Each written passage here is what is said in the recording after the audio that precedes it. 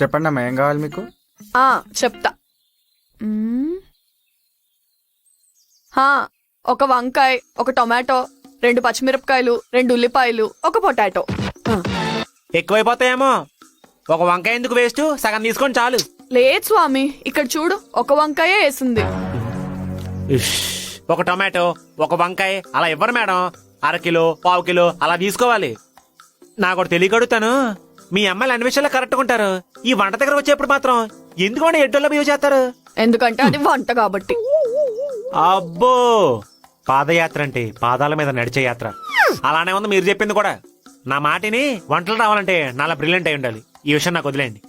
ఏంటే తమరు బ్రిలియంటా? ఉన్న పళంగా పుష్కి పుల్కి తేడా చెప్పు.